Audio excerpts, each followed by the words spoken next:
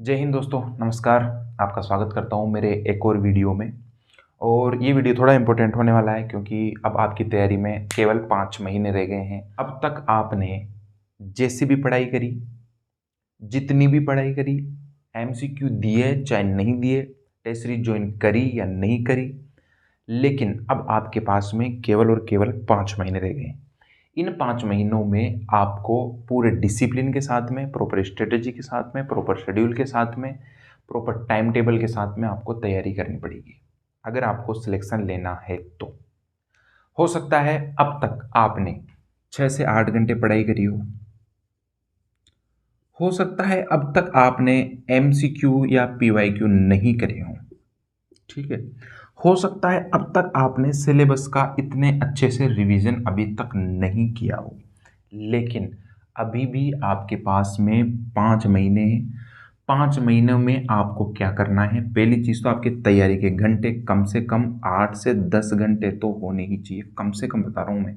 अगर आप 10 से 12 भी पढ़ते हो तो ये भी अच्छी चीज़ है, इतने तो होने ही चाहिए सिलेक्शन के लिए। दूसरी चीज़, आपको एमसीक्यू और पीवाईक्यू पर भी ध्यान देना पड़ेगा। अब तक आप जितना भी रिवीजन कर चुके, जितनी बार भी कर चुके, वो ठीक है, लेकिन अब आपको एमसीक्यू, पीवाईक्यू, टेस्ट सीरीज भी ज्वाइन करनी पड़ेगी। रिवीजन आपको अच्छे ढंग से करना पड़ेगा। रिवीजन कैसे करते हैं ये मैंने पिछले वीडियो में आपको बताया था, ठीक है ना। रिवीजन आपको अब अच्छे तरीके से करना पड़ेगा। तो ये जो 5 महीने रह गए, इन 5 महीनों में प्रॉपर डिसिप्लिन के साथ तैयारी आपको करनी पड़ेगी अगर सिलेक्शन लेना है तो। देखो, पद कम है, 5000 ही पद है, ये सच्चाई है, मैं डरा नहीं रहा हूँ, ये सच्चाई है। अगर आपको सिलेक्शन लेना है तो कुछ ना कुछ आपको अलग करना पड़ेगा, तब जाके आपका सिलेक्शन होगा। जैसे आप चल रहे हो, जैसे दुनिया चल रही है, लाइब्रेरी में सैकड़ों बच्चे, लाखों बच्चे पढ़ रहे हैं, लेकिन सिलेक्शन सिर्फ 5000 का ही होगा। अगर आपको उन 5000 में आना है तो आपको कुछ ना कुछ अलग करना पड़ेगा, और मैं वही चीज़ यहाँ आपको मैं बताने वाला हूँ, ठीक है ना। देखो, अब मैं बात करूँगा उन बच्चों की जो पिछले 6 महीने से तैयारी कर रहे हैं, या जिन्होंने पिछली 2 भर्तियाँ भी दी है, उनका नहीं हुआ और अभी भी वो पढ़े जा रहे हैं। उनका प्री क्लियर है लेकिन मेंस उनका नहीं हुआ पिछली 2 भर्तियों में, और अभी भी वो पढ़े जा रहे हैं। तो पहली चीज़, आप जो भी पढ़ रहे हैं, पहली चीज़ तो आपको अपने कंटेंट पे भरोसा रखना है। जहाँ से भी, जिस भी कोचिंग से आपने नोट्स तैयार किए, जो भी बुक आप पढ़ रहे हैं, जो भी टेस्ट सीरीज आपने ज्वाइन कर रखी है, उस पर आपको भरोसा रखना है। क्योंकि बहुत सी बार क्या होता है, स्टूडेंट्स भटक जाते हैं, बहकावे में आ जाते हैं। किसी के बगल वाले ने बोल दिया कि यार मार्केट में कोई नई बुक आई है, तो अपन जाके उस नई बुक को भी ले आते हैं। तीसरे दिन किसी और ने बोल दिया कि यार ये बुक तो अच्छी नहीं है, ये वाली अच्छी आई है, वो भी ले आते हैं। ऐसा नहीं करना है। जो भी आपके पास है, जो भी किताबें, जो भी नोट्स, जो भी टेस्ट सीरीज, जो भी पीवाईक्यू, उसी को आप बार बार रिवीजन करते रहो, बार बार पढ़ते रहो, ठीक है ना। दूसरी चीज, अगर आपने टेस्ट सीरीज ज्वाइन कर रखी है तो उसमें अगर कम नंबर आ रहे हैं तो घबराने की जरूरत नहीं है, टेंशन लेने की जरूरत नहीं है। अभी आपके पास में अगर वो कम नंबर आ रहे हैं ना, तो उन कमियों पे काम करने के लिए 5 महीने हैं। और अगर आप घबराओगे, डरोगे ना, तो देखो आपकी तैयारी पर सीधा सीधा असर पड़ेगा। और पद कम है, मैं पहले बता रहा हूँ, डरा नहीं रहा, सच्चाई है, पद कम है, ठीक है ना।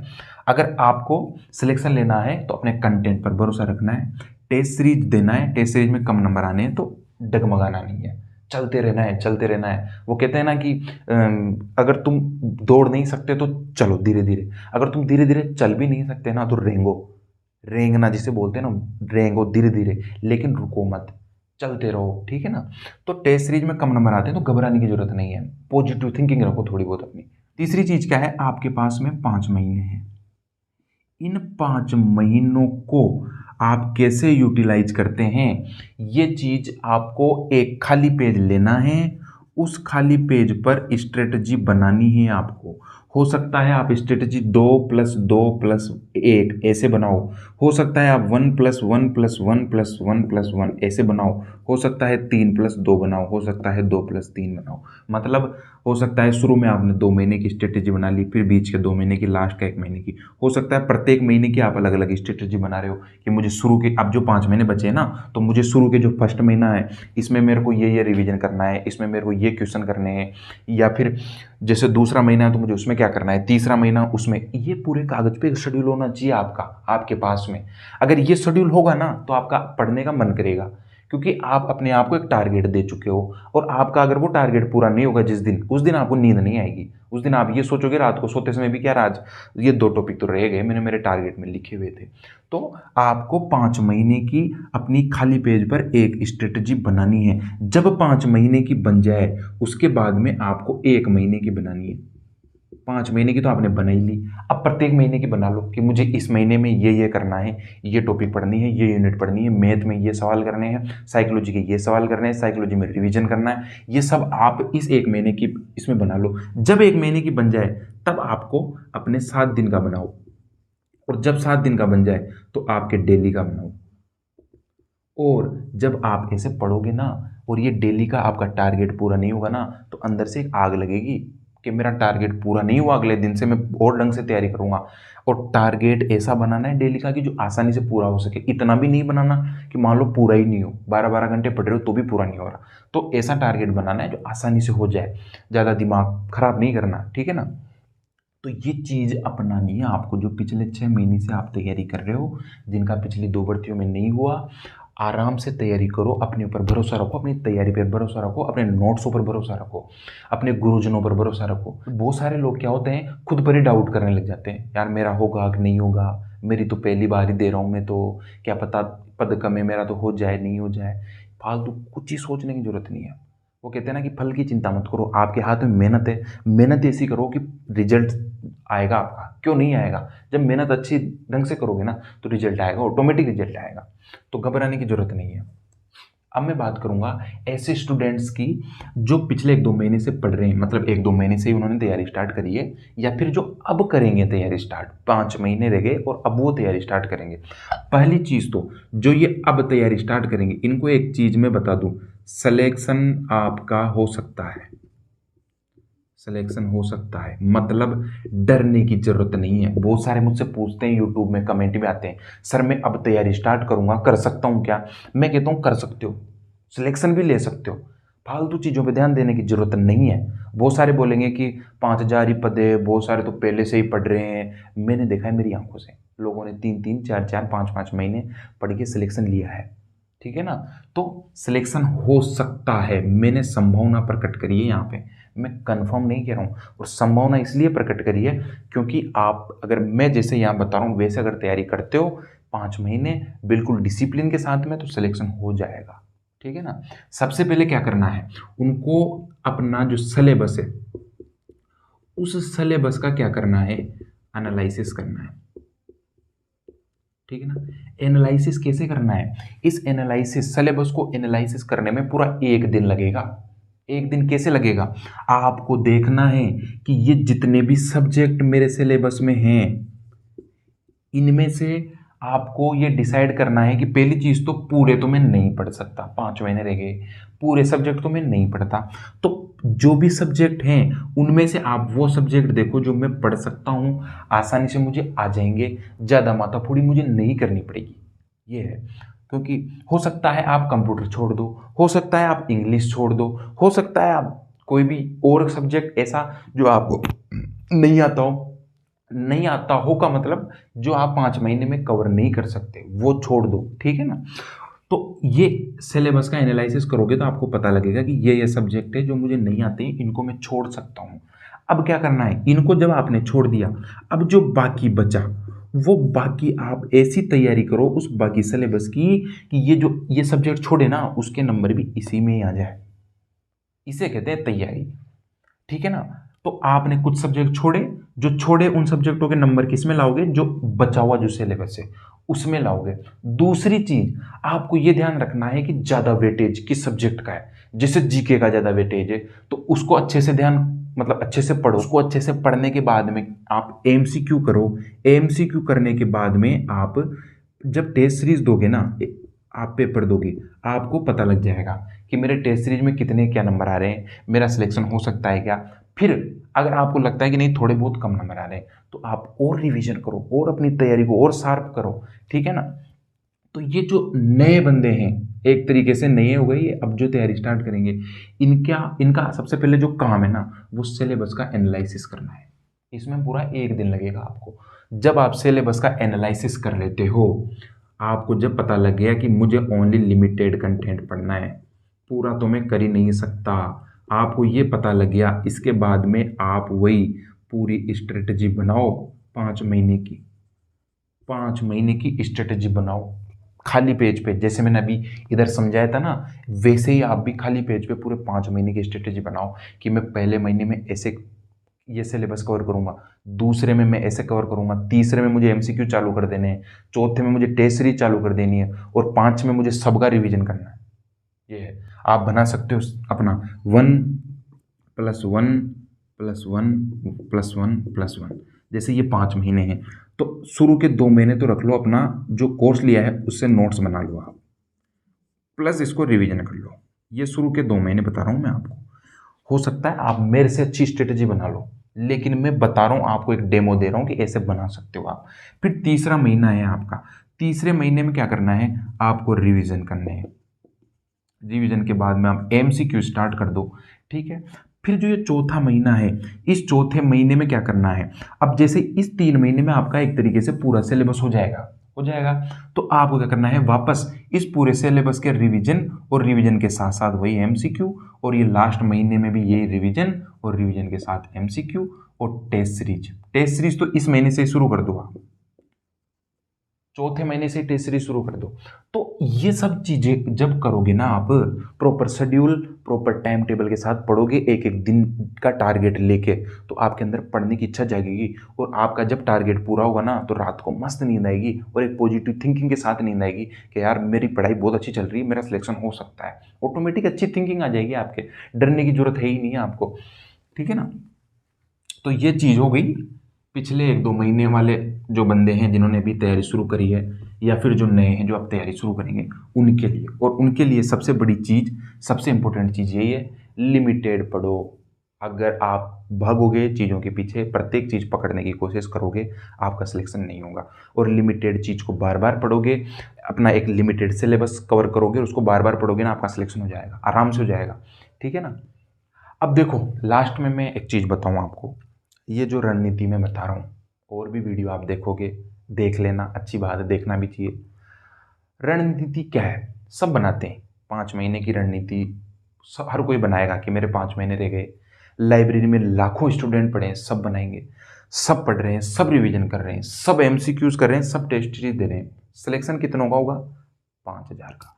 वो जो 5,000 हैं, अगर आपको सिलेक्शन लेना है उन 5,000 में, आपको सबसे इंपॉर्टेंट चीज जो रखनी है अपने अंदर, वो रखना है अनुशासन, डिसिप्लिन जिसे कहते हैं। अनुशासन किस किस चीज में, वो इधर ध्यान दे लो, ये दोनों प्रकार के स्टूडेंट्स के लिए, ये सब स्टूडेंट्स के लिए ही है ये। अनुशासन किस किस चीज में, सोने में और उठने में, ठीक है। ऐसा नहीं है कि रात को 10 बजे तक पढ़े, अब 2 घंटे तक मोबाइल चला रहे हैं, मूवी देख रहे हैं 12 बजे तक, फिर 12 बजे सो जाएंगे, सुबह 7 बजे उठ के लाइब्रेरी चले जाएंगे। नहीं, अगर आप 10 बजे किताब छोड़ दिए तो 10 बजे सो जाओ, ठीक है ना, क्योंकि नींद आने में 10-15 मिनट लगते हैं। अगर आपको नींद नहीं आई तो आप पढ़ लो, लेकिन ये मोबाइल, ये मूवीज़, ये किसी से बातें करना, ये आपका सिलेक्शन नहीं होने देंगे, साफ बात है, ठीक है ना।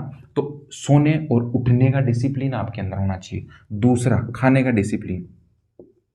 अभी गर्मी का टाइम है, बरसात का टाइम है, जितना खाओगे उतनी नींद आएगी, कम खाओ, ठीक है ना। आप अगर 4 रोटी खाते हो, उसकी जगह 2 या 2.5 रोटी ही खाओ, आप देखना आपकी पढ़ाई में कैसे इंप्रूवमेंट दिखेगा आपको। तो दूसरी चीज, खाने में अपना कंट्रोल करना है, खाने में भी डिसिप्लिन रखना है, खाने में भी अनुशासन रखना है। तीसरी चीज, मोबाइल। ये तो सबसे बड़ी जड़ है आज की स्टूडेंट्स की सिलेक्शन नहीं होने की, इससे तो दूर ही रहो। और इससे दूर कैसे रह सकते हो, अपने मोबाइल से इंस्टाग्राम हटा दो, व्हाट्सअप हटा दो, और भी कोई हो, फेसबुक हटा दो। ओनली रखना क्या क्या है, एक तो यूट्यूब और एक टेलीग्राम। मैं तो ये 2 ही रखता था, बाकी मुझे आपका पता नहीं है आप कितने क्या रखते हो। और 2-4 ऐप जो अपने पढ़ने के हैं, आपकी कोचिंग वगैरह के हैं, वो। यूट्यूब में इसलिए रखता था क्योंकि यूट्यूब से ही करी है मैंने पढ़ाई। जो जिस भी मैंने कोचिंग का कोर्स लिया, उसके नोट्स बनाए 6 महीने तक, उसके सारे क्वेश्चन कर लिए मैंने, सारे नोट्स याद कर लिए, उसके बाद मैंने यूट्यूब से कोर्स किया है। यूट्यूब पे वीडियो देखे हैं, कोई भी टॉपिक समझ में नहीं आता था ना मेरे को, मैं यूट्यूब पे डाल देता था। एमसीक्यूज मैंने यूट्यूब से किए हैं, पर्सन और भी पर्सन टेलीग्राम पे आते थे, मैंने टेलीग्राम पे भी बहुत सारी टेस्ट सीरीज दी है, ठीक है ना। तो ये दो ही चैनल, दो ही ऐप मेरे मोबाइल में होते थे, ठीक है। अगली चीज, चौथी चीज, दोस्तों के साथ में अगर आप घूमते फिरते हो, अभी भी आपको लगता है कि मैं शाम को खाना खाने के बाद में 15-20 मिनट बैठ जाऊं उनके साथ गप्पे मार लूं, नहीं। क्यों? मैं इस चीज़ के लिए इसलिए मना करता हूं, देखो हो सकता है आपके जो दोस्त हैं वो या तो नौकरी हो या किसी चीज़ की और चीज़ की तैयारी कर रहे हो, आप उनके साथ में बैठ के गप्पे मारोगे ना, मतलब आप वो पूरे दिन भर जो पढ़ाई करी ना, उस वो जो पढ़ाई का माहौल था आपके दिमाग में, वो 15-20 मिनट के लिए हट गया। अब 15-20 मिनट के लिए हट गया ना, तो पढ़ाई एक ऐसी चीज़ है कि डिसिप्लिन के साथ होती है, तो 15-20 मिनट आप डिसिप्लिन में नहीं रहे, डिसिप्लिन में नहीं रहे तो आपके दिमाग से बहुत सारी चीज़ें निकल जाएगी। इसलिए कह रहा हूँ कि 5 महीने के लिए ये दोस्तों को भी छोड़ दो आप। अगली चीज़, चाहे आप लाइब्रेरी में पढ़ो, चाहे आप घर पे पढ़ो, कोई भी किसी भी जगह पढ़ो, कोई चीज़ मैटर नहीं करती। लाइब्रेरी में पढ़ते हैं उनका भी सिलेक्शन होता है, घर पे भी पढ़ते हैं उनका भी सिलेक्शन होता है, लेकिन दोनों ही जगह डिसिप्लिन के साथ में पढ़ना है। ऐसा नहीं कि आप लाइब्रेरी आ रहे हो, लाइब्रेरी पढ़ रहे हो 2 घंटे, चाय की तड़ी पे बैठे हो 4 घंटे, ऐसा नहीं होना चाहिए। अगर आप पढ़ाई करने जा रहे हो लाइब्रेरी, तो पढ़ाई ही करो सिर्फ, ठीक है। और घर पे अगर आप पढ़ रहे हो, अपने घर वालों को बोल दो मुझे फालतू किसी भी चीज़ में डिस्टर्ब करने की जरूरत नहीं है, चाहे बाहर गेट पे कोई आए, चाहे मोटर का बटन बंद करना हो, चाहे और कोई भी चीज़ हो, मुझे डिस्टर्ब करने की जरूरत नहीं है, मैं पढ़ रहा हूँ, ठीक है ना। ये सब चीज़ों में आप जब अनुशासन रखोगे, आपका सिलेक्शन ऑटोमेटिक हो जाएगा 5 महीने में। एक चीज़ बता दूं मैं आपको, सत्य, 5,000 पद है, आप पढ़ाई करोगे ना तो आपका सिलेक्शन हो जाएगा इसमें 5,000 में, नहीं करोगे ना तो भी 5,000 पद तो सरकार भरेगी। ये तो है ही नहीं कि मैं पढ़ाई नहीं कर रहा तो मेरे वाला पद तो खाली रह जाएगा, नहीं। आप पढ़ाई नहीं करोगे तो भी 5,000 पद भरेंगे, आप पढ़ाई कर लोगे तो हो सकता है आप भी 5,000 पदों में आ जाओ, तो ठीक है। तो इसलिए अनुशासन जरूरी है, सोने उठने में, खाने में।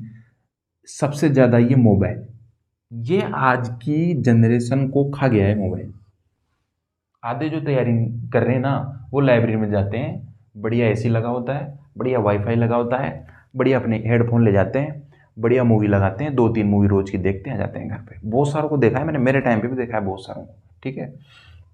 दोस्तों से कुछ दिन दूरी बनाए रखो, चाहे लाइब्रेरी में पढ़ो चाहे घर पर पढ़ो, दोनों जगह पढ़ो, डिसिप्लिन के साथ पढ़ो। बिना डिसिप्लिन आप नौकरी नहीं, कोई भी चीज़ हासिल नहीं कर सकते। और जो नए स्टूडेंट है, अगर वो अनुशासन में रह के 5 महीने पढ़ लेते हैं, अब जो तैयारी करेंगे या जो 1-2 महीने से कर रहे हैं, उनका भी सिलेक्शन हो सकता है और आप भी टीचर बन सकते हो। टीचर बनने के लिए दूसरी चीज़, मोटिवेशन। बहुत सारे पूछते हैं सर पढ़ते पढ़ते कभी तो दिमाग खराब हो जाता है, क्या करें, मोटिवेशन ही नहीं आता। देखो, आप जिस चीज़ की एक नौकरी लग रहे हो ना टीचर की, वो खुद ही मोटिवेशन है। मोटिवेशन की जरूरत ही नहीं पड़नी चाहिए। दूसरी चीज़, 8वां वेतन आयोग लगेगा। अब 8वां वेतन आयोग लगते हैं, आपकी सैलरी अभी अगर किसी की 3rd ग्रेड वाले की सैलरी 50,000 है तो आपको 80,000 मिलेंगे, ठीक है। तीसरी चीज़, आपकी वैल्यू बढ़ेगी। तो ये सोच के पढ़ो कि जब मैं नौकरी लगूंगा तो मेरे आसपास में, मेरे परिवार में, मेरे गांव में मेरी वैल्यू बढ़ेगी। और कौन नहीं चाहता इंसान की मेरी किसकी वैल्यू नहीं बढ़े, सब चाहते हैं कि वैल्यू बढ़े। तो नौकरी लगो, और नौकरी लगो तो ये सब चीज़ करो, ठीक है ना। तो आज की वीडियो में इतना ही। अगर वीडियो अच्छा लगा तो एक छोटा सा कमेंट करके जाना, लाइक करके जाना। धन्यवाद।